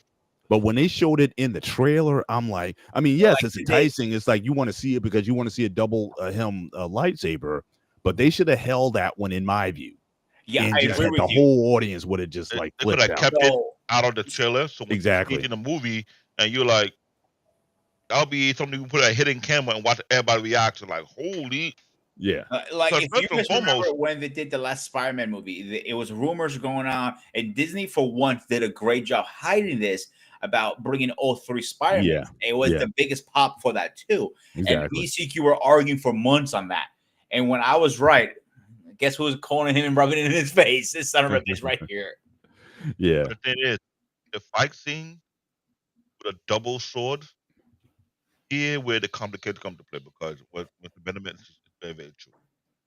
Lightsaber would never put to touch your shoulder, any kind of, but the light will never put to touch you. So when you're moving that thing, the concept of maneuver, it's like taking a bow staff. But let's be real. The fundamental of that fighting with a double lightsaber, it's like you fight with a bow staff. That's what is the point of it, I think. Right. Now actually it's not even technically it's not even supposed to be those, because whether it be a single hilt or double hilt lightsaber, that blade is not supposed to have any weight. Bingo. So imagine taking a flashlight hilt, but you have to train as if, like there's nothing there. I mean, everyone could we all used to we took broomsticks. We even took, remember those long fluorescent tubes, and we would clash them together. That's not a good idea. But we used to back in the day, we had some old tubes, those 6 foot two, those 4 foot rail tubes. We would clang them together, and the glass would go short, the shards would go flying, and everything like that. But it's difficult to think that the skill that you have to train with a weapon that has no weight except for the hilt itself. I would think that'd be very difficult because you don't have the weight, the gravity. How do you get it to do what you want it to do? That'd be very difficult to pull something like that off. What we used to do feel very weird, bro, is we used to get yelled. I used to get yelled at all the time. We used to take our Sharpies and connect them to make a big lightsaber. Yeah, that was elementary school, and when the teacher caught you, you stay behind for detention. Richard, you stay behind for class. Yeah. Oh, shuck. Yeah. Although you guys got me thinking now with Maul. I know I said Anakin in Obi-Wan, but again, I got to give some love to the first one with Maul. I mean, that one, because again, you never saw anybody move like Maul. The flips, the thing that he does Ray Park, where he spins his body and does this turn and flip away. Oh, the wheel turn. Yeah, like nobody. It was like nobody saw that before. You got to give him a lot of credit as the actor too behind that, because he trained for months on that. Yeah, he's an acrobat. I mean, he and given the fact he's tall, I mean, that's the thing. For him to be able to do those kind of moves, he's not you see a lot of shorter guys being able to do all those flips and everything, but from what I understand, he's like almost 6 feet tall. And for him to still be able to pull that off is very impressive. The thing you got to give him credit to also, Paul, is the first time in episode 1 we saw a Sith Lord fight at that level. Exactly. Or then we never saw a Sith Lord you never saw it. But I Sith Lord was different because the way he was fighting, he was more of a threat one-on-one. You had to fight him two-on-one. That was the problem, because to fight someone of that caliber who wield a double lightsaber, like a bow staff, and maneuver, and he's not only flexible, he's acrobatic as well. It means more of a dark horse when it comes to fight scene or fight skills, because like I said, I'm very huge fan when it comes to sword fight. Fighting with a double sword is always a hard fight for anybody who uses just one sword. But the difficulty comes to skill set. You may be good using one sword, but someone who had two swords joined together Yeah. and he flip it, Yeah. move with it, the speed dynamic behind it is scary because here's the problem. If you understand both are fighting, you can flip the handle around your waist if you know how to control the central force of the sword Mhm. on both ends. Mhm. And it becomes very dangerous. So imagine, and I watch him. He was doing that with the double The lightsaber. only other move that came close to that was Ninja Assassin. That's the only other movie that came close to it. And therefore I'm trying to point you out for the longer because any skill set that utilize double swords joined together, Mhm. it's always going to be Asian. You will never be outside that group. Yeah. No matter how much you try. Like I said, And again, the fact that they're physically connected, because you got guys who, and this is another thing that I think Star Wars opened up. Now, again, they didn't explore it really in the film franchise. They did do it in the Clone Wars, where you had Ahsoka that had her two katana-like blades. Oh, the double lightsaber. The double lightsaber, right? But they were short. I mean, there was like katana or screamer sticks. You know what I mean? The way she wielded them. But that again, it opened up a world of just different weaponry that you could have. And so the question I have for you guys, since you guys studied martial arts, you spent some time with weapons, if you had to use a lightsaber-like weapon, so you have your single blade, you got your double blade, you got your short blade katanas, you got ninja. I don't know if you guys ever see the lightsaber with the nunchucks. You ever see those? Yeah, I've seen those. There's so if you had a weapon, all right, so this is going to be a kyber powered weapon. What would be your preference based on what your familiarity with different saber tools? I don't know, some psi blades with Jedi, lightsaber tipped tips on them or whatever. Like, what would you choose as like your ultimate weapon, just based on what you were familiar with or what you were comfortable with? Did you guys master certain things? Would it be the nunchucks or something else? What would be your weapon of choice? I've been thinking about this for a while, actually, Paul. Personally, I put a lot of thought in. The double lightsaber would be too bulky for me personally, for my type of style fighting. Yeah, it is big. Yeah, so and it keeps both your hands. So if you have the second hand open, you could use different force elements like push and so on. Right. And so it keeps you one hand open. Now the nunchuck is the same concept. Your hands are tied up. It is too much for your hands. You need one hand open for combat. If you see what they did in episode 3 with Obi and Anakin, when they sabers clashed, they went for a force push, and they both couldn't because both hands are tied up. Yeah. So I would personally pick a single blade, probably a medium blade, I would say, because it keeps me be able to defend myself easier versus a long blade is more bulkier again. Right. But I guess the flip side of that is because the blade is shorter, you may have to reach more in order to hit your opponent. See, here's the thing. People were told like yourself, if I take the reach out of the element, you guys are going to struggle how to fight. If I get in what we call the box, if I get in your box, you lose the element of surprise. Right. So that's the benefit of being a short guy. I'm like, I take the height away from you. Now, if I cannot break the height, that's a different story, obviously. Yeah, it's like any two fighters, a tall, rangy fighter versus a shorter fighter, right? You got to find a way to bob and weave to sort of get into your Oh, appreciate it. Yeah. Thank you very much. Thank you very much. I appreciate it. Appreciate it. FYI, he's already married. So is Craig, obviously. So, but I tell it. Thank you very much. But you have to, factor in. So it's like in fighting, You either going to keep, if you're tall, you want to keep people at the ends of your jab and keep the distance. But Correct. you as a fighter, you got to bob and weave or whatever, or use your footwork to get inside. But that's the can you put that up again? I didn't Of read course. all that. I'm sorry. A long and a short saber. Yeah, you can do both of those. You know, I mean, have both of those together. You know, but I would think Eric, I mean, he's a big fan of a Nice and a Screamer, so I would think he probably want the two short, the Screamer stick style lightsabers. I think that would be up his alley because I know he spent a lot of time with that.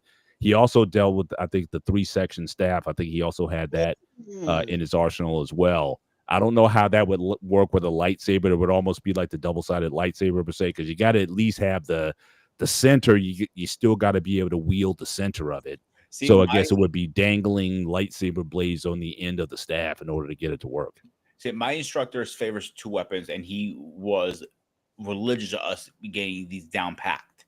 Was stick fighting. I mentioned the honest and bow stabs. Because listen, he goes, there's a good possibility you might find a broom you can use as a weapon. And, and a stick, you can find a stick anywhere usually to defend yourself. Yeah. And with a stick fighting, if you learn how to fight yourself with a stick, you can learn it as any other form, even empty hand. Correct. Yeah. That's the reason he liked it so much. Mm-hmm. So those are 2 weapons I have hours and hours on end learning how to use those. Right. Look, and if you master a bow staff, and I think David's going to back me up on this, you can learn a lot of different weapons very, very easily after that. Mm-hmm. Like nunchucks, he wasn't a big fan of it. For him, it was more a show-off weapon. And I know Bruce Lee showed it as a really good weapon. And actually, it's interesting because Dan Inosanto introduced Bruce Lee to the nunchuck, and he thought it was BS. But he got so good with it, he said it looks very good on film, which is why he used it. But Bruce Lee was not a fan of nunchucks. Really? But he recognized movies, right? I mean, he recognized this will look cool. The show off, exactly. But as a practical weapon, no, Bruce Lee wasn't a fan. But Dan Inosanto, he introduced it to it. But the thing is, Bruce Lee have a unseen footage that I saw where Bruce Lee was using a nunchuck playing ping pong. And the level of accuracy to do such a thing is not that. That's got to be That's not real, though. That's got to be CGI, man. No, it wasn't CGI. That's before CGI. I remember that. I don't believe it. It wasn't CGI because here's the thing. I am a big fan of nunchuck because I trained with it before. And I understand the fundamental of using the nunchuck. You would think it's a showboating weapon, but there is a huge level of flexibility that goes along with that particular weapon. And I'm saying that if you master a nunchuck so well, a 3-level staff will be so easy to use. That's fundamental. And the thing about it, when I thought about a nunchuck like a lightsaber, then that means you have to have some level of force whereby you can hold the lightsaber blade with your hand without getting burned and use it. But the problem is, having a nunchuck as the weapon in Star Wars where you have the light, it's kind of like off because think about it, you're catching between your armpit. So the lightsaber might even burn you. So that'd be very uncomfortable. It's totally uncomfortable. That's one. The Tonga weapon, whereby it's almost like a weapon you can use to shield yourself. That's another weapon I master. The bow staff where you can I master the type of weapon that's more not too long, but if flexible, would allow me to increase the extreme level of savagery you can do with that weapon. Because best believe when I tell you this, it's cool to have a long weapon, but when you're flexible with a weapon that's very solid, that it can use for blocking and use for offense. For a person with my mindset, I want to bring your body with so much hit and damage that it's fun hearing the sound and music that come out of it. So this is why I like nunchuck. Nunchuck is not that simple, and yes, it wasn't no special effect. Even the best nunchuck user can do the same thing with ping pong, but the thing is, what he used was not a solid wood nunchuck, with the foam nunchuck that does that type of effect with the ping pong, which was ridiculous because to master nunchuck, there are different weight class for nunchuck. The heavier one make your forearm huge. Trust me. Mhm. I'm talking about thousands of hours trained to the point where my wrist was expanded, my forearms were feeling heavy. It's not easy to use, but I'm telling you right now. If I can find a clip of Bruce Lee doing ping pong with a nunchuck, you would think it's special, but it's not special effect. It's No, actively done. David is actually 100% right. The other weapon I want to mention, I know it's not a Star Wars weapon, it's a different series, but I want to mention it because I personally think this is a more practical weapon of all because it has elements of a little bit of different stuff. It's basically a ninja assassin that use it a lot. It goes by through two different names. The first name that usually goes for is Kolokish, or it can go as Shinking Knife. It's the a ball connected to a chain with a blade in the end. Oh, And that is very practical weapon, I personally believe. And I trained with this weapon a little bit. And I cannot tell you how many times I'm swinging the ballpark and I go make a move and it literally goes boing, right behind my head. it's not easy to master. It's a difficult, very difficult There are weapon. very few people that watch the video doing that thing because it's almost like you're whipping this weapon and you're training yourself to use a level of accuracy and weight balance. What you're doing, you're directing that particular thing at the end of the chain to a certain direction. And then the guy on YouTube was showing how he was hitting soda can with high level accuracy. He was swinging around his neck, doing around his leg, boom, boom, boom, boom. Then he released it. It's not a like I said, that coming along the weapon of using nunchuck and you're going to that weapon. Then that's the next level for people who not use motion like weapon. Because nunchuck will enter you into that realm. The first is the nunchuck, then is the triple staff, which Mr. Bennett friend Eric uses. That is not easy to 3-section use. staff. Yeah. 3-section staff is not. I tried it one time when I was in college, and best believe, I understand the fundamental, but the next level skill set, man, are you ready for bruises? Go ahead. If you're not ready for bruises, do not touch it. Yeah. So now, one weapon that kind of had both, and again, I remember seeing this in some kung fu films, but I didn't see it often. It was basically a bow staff, but it had a short section at the end, like another shorter staff that you would use. So you used it mostly like a bow staff, but with that swinging in, it gave you a little bit more flexibility. I don't know if you guys ever remember seeing one of those. So it'd be like a full bow staff, maybe about it had a on the end like a 12-inch additional piece. Oh, I know what you're talking about. Like, I know you talk about that. Is a combination between Japanese and Chinese weaponry. But the bow staff is mostly in Japan. But in China, they go a little further away, like a bow staff, but either had like a blade or a spike, but you can chain whatever type of weapon you have at the end. And that, like I said, it is not an easy weapon to master because there's a weight distribution issue with it. Meaning, you can either have on both ends of the staff, or you can have on one end of the staff. But there's a way of using it, yet understand the weight of it. It's like having a pool stick extra long, and you put something at the end, and if you don't know how to balance the weight, don't do it. I'm sorry, it's not meant for people with weak forearms. I'll put it like that. Oh yeah, you definitely got to develop, especially using. You see these forearms? They need to be bigger than this. They shrink a bit. When you spend hours and hours on nunchuck I'm talking about, I just enjoy feeling the hit, and it'll teach you how to control it. When you do it very, very fast. So the weapon you're talking about, Paul, is called Naginato. So it's actually mostly the samurai warriors who protected the empire carry that because they can go right into a fighting stance or strike mode because the blade is gonna cut your head off. But the material that for that thing is not a normal material because first and foremost, it's allowed to have a degree of bending to go along with it and come back to normal. Yeah. Because if you see when people train with it, Shaolin Temple, the amount of exercise they put people through.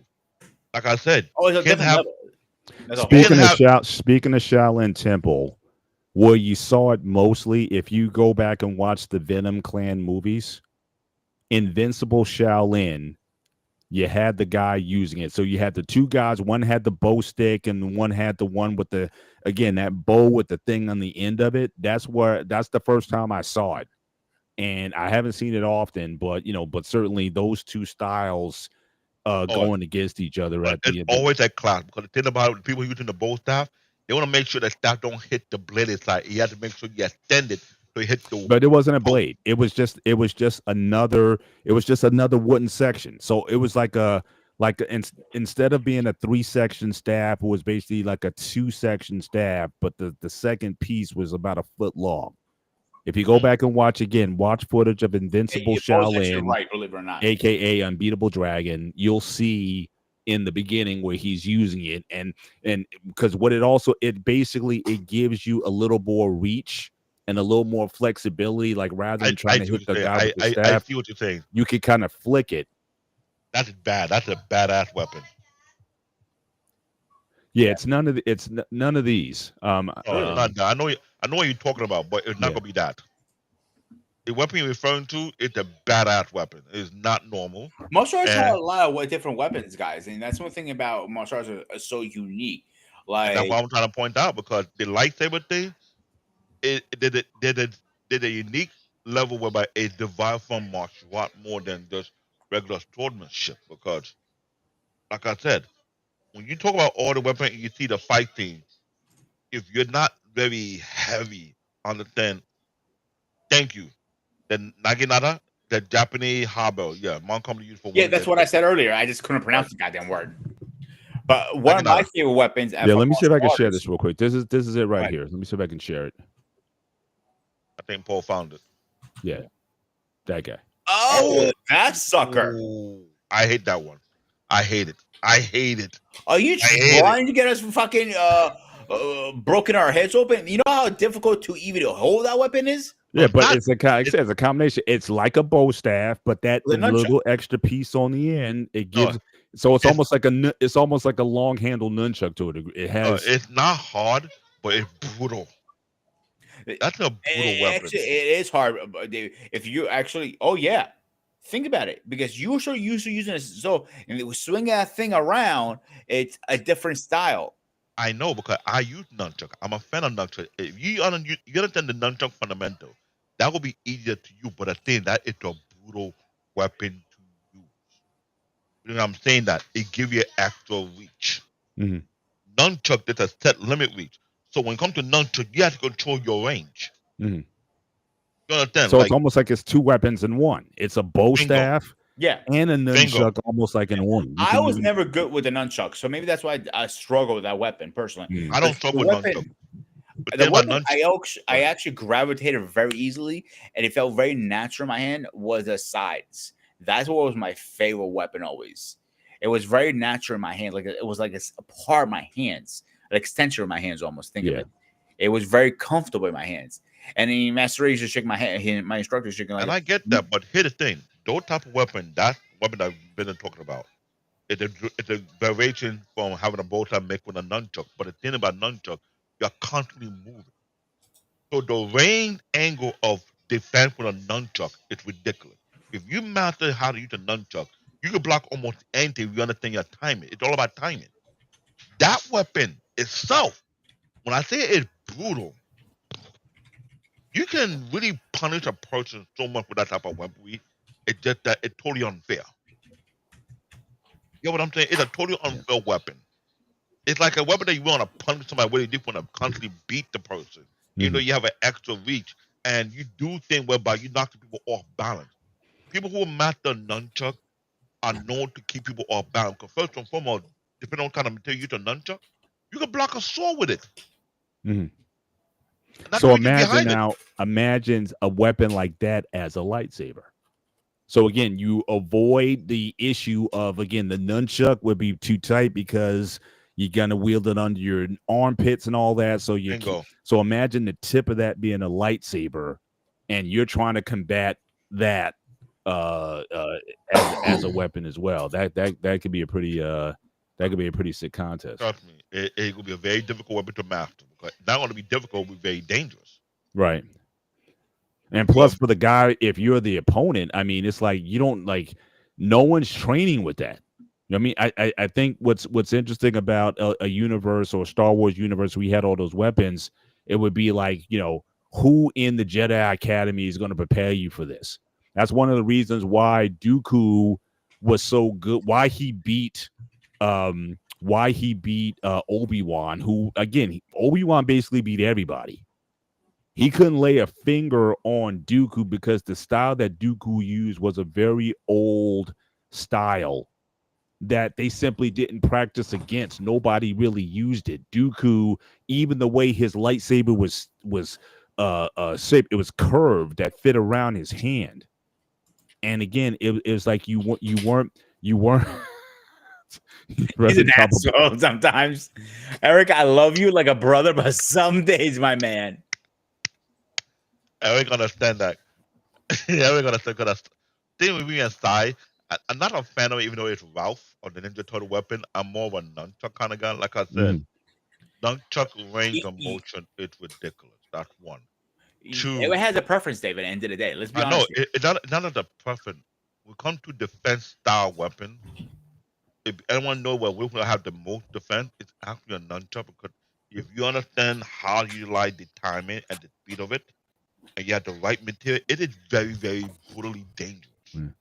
So, Pete, how heavy are side generally? What, about 5 pounds a piece? 3 pounds? I mean, no, you're looking at between closer to more 15 pounds, sometimes 20. I see them 15 pounds. I mean, yeah, it had to be solid because they're pure metal. They put it this armed sword fight. You usually disarm people who have sword in a way because if you understand how to use your reach with it, the side is not super long. It's about. The blade will be about, if I remember correctly. Like take around there, yeah. So there are two kind of weapons when you practice sides, there are two kinds you can practice with. The more common ones are the round ones that you see in Raphael and Ninja Turtles and all those guys use. Now, the one like Elektra used in the movie, she has more like a blade type. That what I practice with. First, I practiced the round one because he wanted me to get used to it. He wanted me to stab my foot out of there. But once I got used to it, I could do like spinning tricks, flips over that, and Master Ranger shook his fucking head at me. He goes like, of course the goddamn Greek gets his master's weapon better than I was literally at times better than he was because he couldn't master it as well. But he mastered other weapons. He's good at it. You know, trust me. Like if I had to go one-on-one with my instructor, my ass would get whooped no matter what with that weapon. But you know, I was a little better at it at some things. Like he wished he could do like the spinning tricks and all that stuff. Like I got bored one day. I would just start swinging around my house, and let's say I broke a couple of lamps in the process. My mom wasn't too happy with, but I learned it. But when the blade came out, you know, when he introduced me into the blade, and that's where things got a little more interesting because the weight balance was different, and I love that weapon. It was just very natural to me. And it's very a nice weapon to conceal. If you use very simple, putting behind your back. Well, now, but that's 30 pounds you're carrying around. Then you're saying if they're 15 pounds a piece, 30 pounds. Carrying around 30 pounds is not practical. I didn't say it was practical. I said you could conceal it if you wanted to. Back in the ancient times, they concealed it all the time. 50 pounds of it, they didn't give a shit. It was a concealed weapon. So, guys, we're coming close to the end of the show. Let's start getting our final thoughts. Let's go backwards. I'll put Mr. President, Baby Groot, and Greg and I'll do a schedule update. Yeah. Well, it was interesting. You guys were talking about,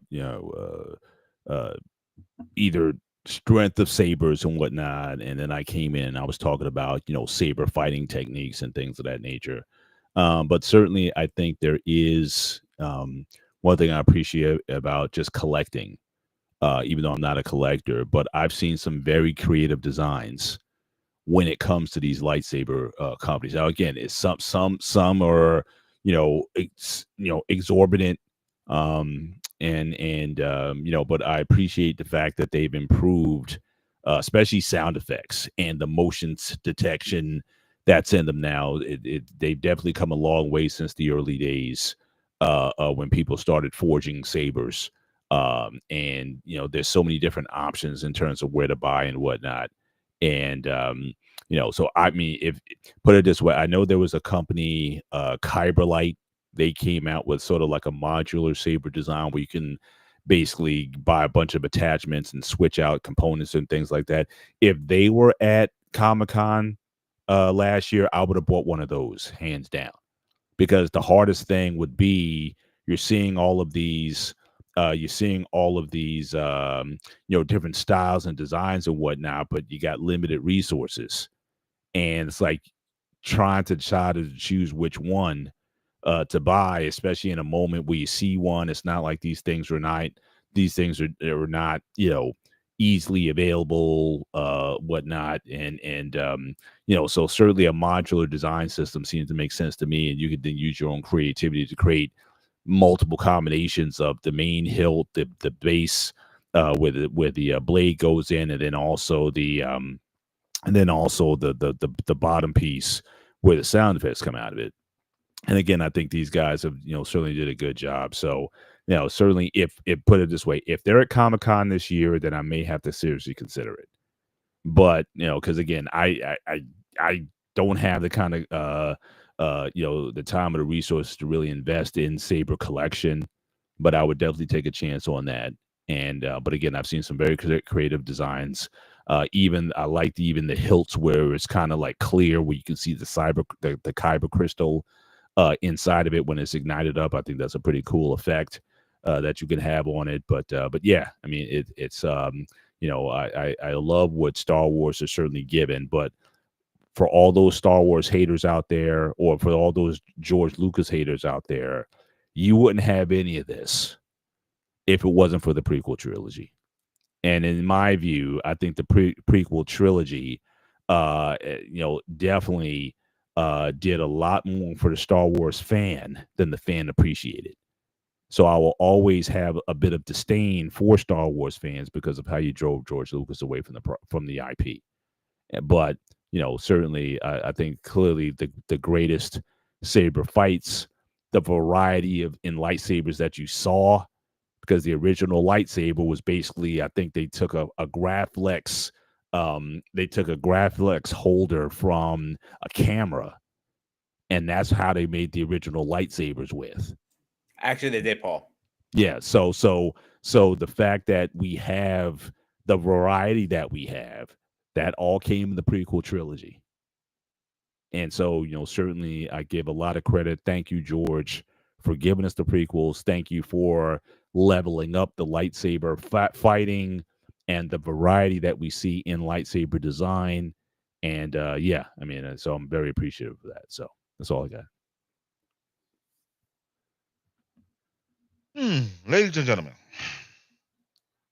it was a unique topic for me since I'm not heavy on Star Wars, but I try my best not to say the wrong thing. But for all the Star Wars diehard fan, I will say this is a show that's for you guys where you want to pique your interest, if you want to lightsaber or collect. There's an upcoming Comic-Con coming out in October. Bunch of club stores out there online. You can find them or you can build your own. That'll be great. I kind of enjoy this conversation. A lot of know the fundamental how Jaloki came about creating the type of ideas of weaponry for them. Highly unique and highly respectable. On that note, this is a great topic, great show. How to find me, TBN Tech, aka Black David, aka Bear Paw. There's no group up in here. Thick. All right? Holla. All right, guys, thank you so much for coming up. Greg was next, but he kind of ran away from the camera again. Before we go, I'm going to push back on your last thing you were saying about the saber. If I had to buy a next saber, like I said earlier, I'm going to a Saber Force, bro. Theory saber, excuse me. Because I looked, since last year, I've been doing a little research on the next saber when I want to buy. FX Saber has what you look at the kyber crystal, spinning and everything. But the quality of craftsmanship of Saber Sabers. I'll send you the website later, dude, to look at it if you want. I will definitely jump on them if you had opportunity. I'm hoping well, like I said, I talked about now. Kyberlite is when they came into the industry, they were like looked down on, like very the from FX a lot of Sabers these. What's that? They call it FX Sabers. That's what the company's called now. Right. They're rebranded. Oh, what, Kyberlite? Yeah, they got rebranded a few years back. I did not know that. I got to look that up. Oh, with the pieces that connect together, or the Kyber crystals one? I'm sorry. No, Kyberlite. They were basically they started as a what was that GoFundMe campaign? So basically, it's a modular design. I apologize. So they got the sleeve, they got the base, and they got the emitter section. They got different colors, so you can basically unscrew them and basically build different designs based on the different pieces and that you can add to it. So okay, I'm saying I misunderstood. That's my fault. Right. I was thinking something else. My bad. That's my fault. Yeah. So I'm saying that would be, if you're into sabers, if you want to get into it, that might be a good place to start. Because again, you're not going to fork over $300 for a saber. For $300, you can get like a master pack from Kyberlite, and then be able to play around with different ones and at least learn what you like and what you don't like before it. Because that was the hardest thing when I was at that table looking at those sabers, and you saw the price levels. And that was the hardest part. Picked. It was very hard, because you could easily walk away with 2, 3, 4 sabers, but I wasn't going to shell out that kind of money. Certainly at that time. Do you remember how much we paid last year for it? I paid 200. I think 240 for mine. 240, 250 for mine. For mine around there too. Yeah. That was we went middle tier. Like the high end was like 400 and 500 for the higher high end. tiers were more Skywalkers on those sabers. Yeah. The ones that look more like from the movies, movie series. But the technology was the same. I mean, now the fact that they got the Profi sabers that have the light, the saber effects, the way it lights up, it doesn't just turn on, it emits up and down, because they put like a string of LED lights in it, so it strobes up and down. FX Saber or Pixel Sabers, but I think it's one of the other ones. Yeah. But NeoPixel, that's what it is. NeoPixel. I'm gonna put in a back chat for you. Actually, I'm gonna put in a main chat Saber crystals, and I'll put in a back chat for you too, Paul. Check these guys out. I'm really hoping that I should Star Wars because I seen him do panels at Saber conventions.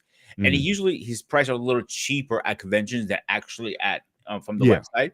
Yeah. But his quality of craftsman, like I'm gonna put this one.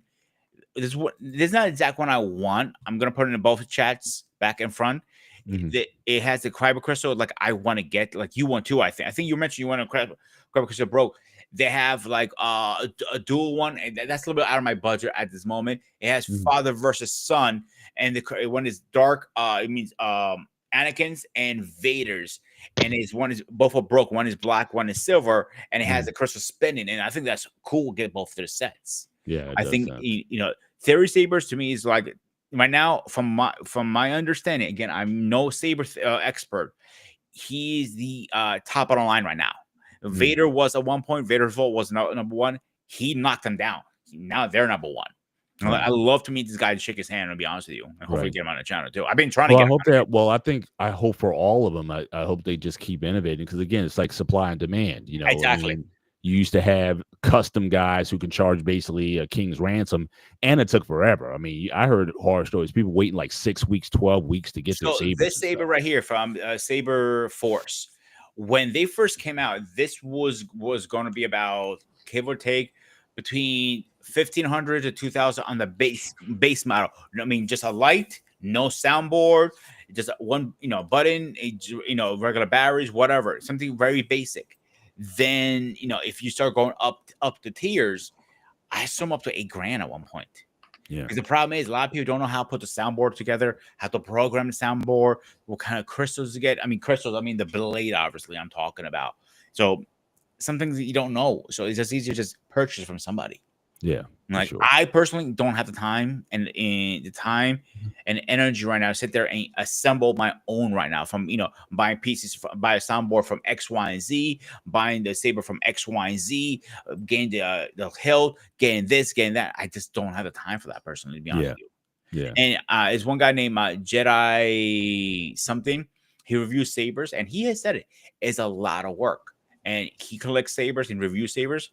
He's done it a couple times, and it's not the money he put into it. It's just cheaper just buy one from Saber Force or Theory Saber or Volt Vader or FX Sabers. It's better just go to that. He says it's just so much better.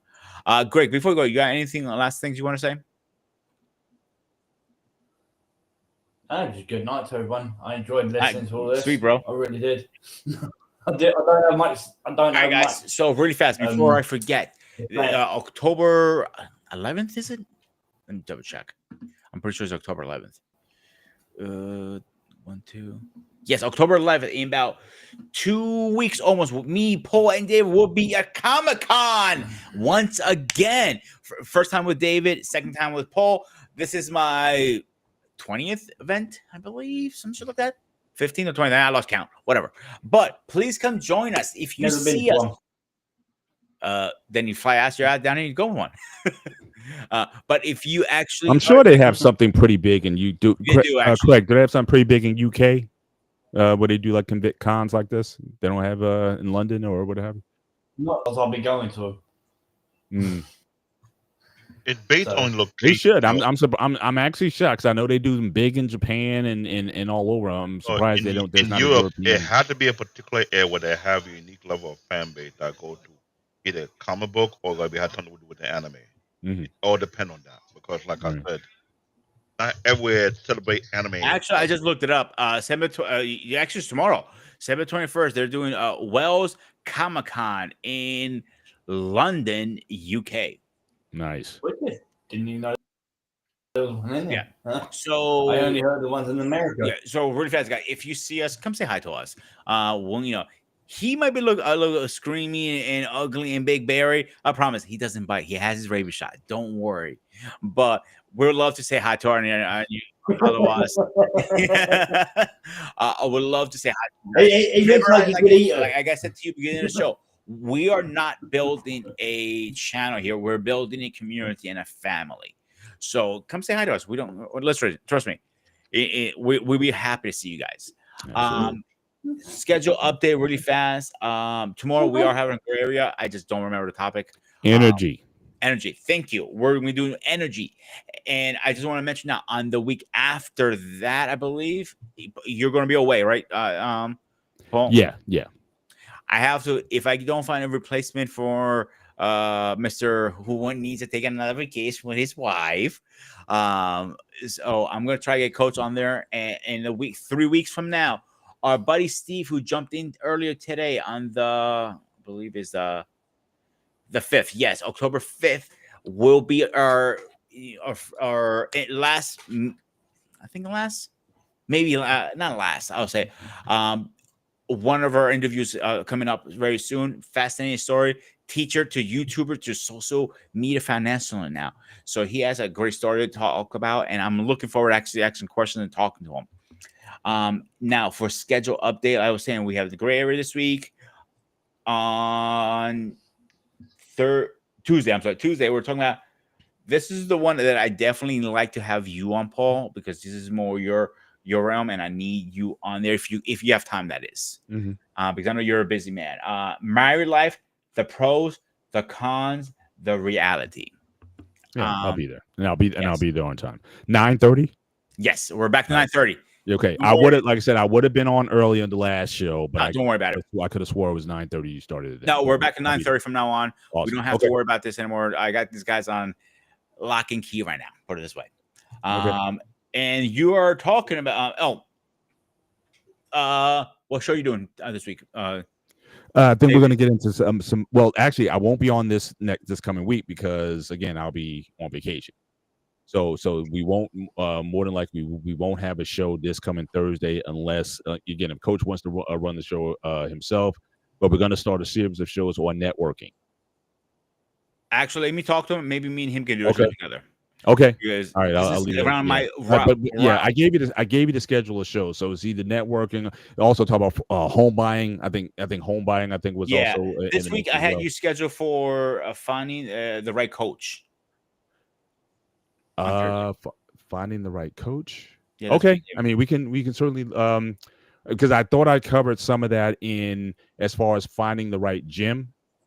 Finding the right coach was a part of that. But if you want a further discussion on that, I can certainly pick that up when I come Could back. you please? Because I'm fascinated. I want to join that show because that's one thing I've been struggling myself personally. Gotcha. I can David, definitely take that on. No problem. Show for this week, Wednesday. Yeah. David, you awake? David? Yeah. Yeah. Are you doing a show this week?